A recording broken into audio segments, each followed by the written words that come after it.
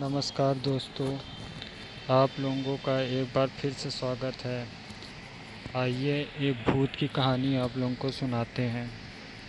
यह कहानी एक छोटे से गांव की है, जहां एक वृद्ध महिला कमला अपनी बेटी राधा के साथ रहती थी।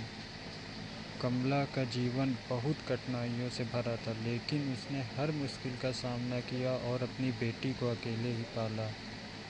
राधा बहुत प्यारी और आज्ञाकारी थी।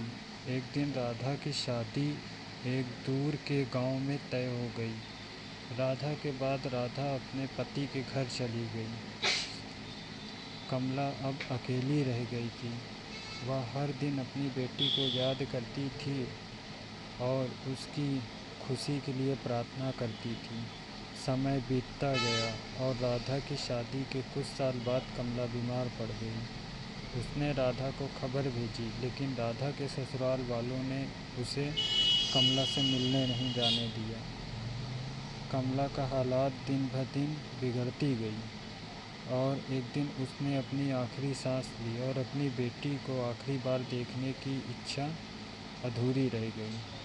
कमला की आत्मा अपनी बेटी से मिलने की अधूरी इच्छा के कारण इस संसार में ही रह गई।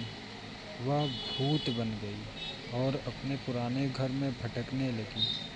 गांव के लोग रात में उसकी परछाई को देख सकते थे और वो कहते थे, कमला की आत्मा अभी भी अपनी बेटी से मिलने की प्रतीक्षा कर रही है। एक रात राधा अपने गांव आई, अपने पुराने घर की ओर गई। जब उसने माँ के कमरे में कदम रखा तो उसे एक हल्की हवा का झोंका महसूस हुआ।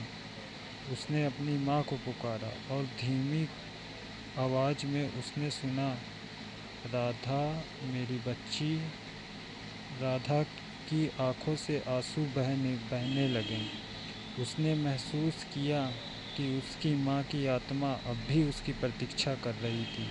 उसने अपने दिल की सारी बातें अपनी माँ को बताई और माँ की आत्मा को शांति मिली। उस रात के बाद गांव वालों ने कमला के आत्मा को फिर कभी नहीं देखा। ऐसा माना गया है कि माँ और बेटी की आत्मा मिल गई और कमला मोक्ष को प्राप्त हो गई। अर्थात दोस्तों, इस कहानी से यह सीखने को मिलता है कि अधूरी इच्छाएं और अपनों से बिछड़ने का दुख आत्मा को भटकने पर मजबूर कर सकता है। आत्मा को शांति तभी मिलती है जब उसकी अधूरी इच्छाएं पूरी होती हैं और उसे अपनों का सच्चा प्यार मिलता है। इस कहानी को सुनने के लिए आप सभी का बहुत बहुत धन्यवाद दोस्तों। ऐसे ही और कहानी सुनने के लिए हमारे चैनल को सब्सक्राइब करें। धन्यवाद।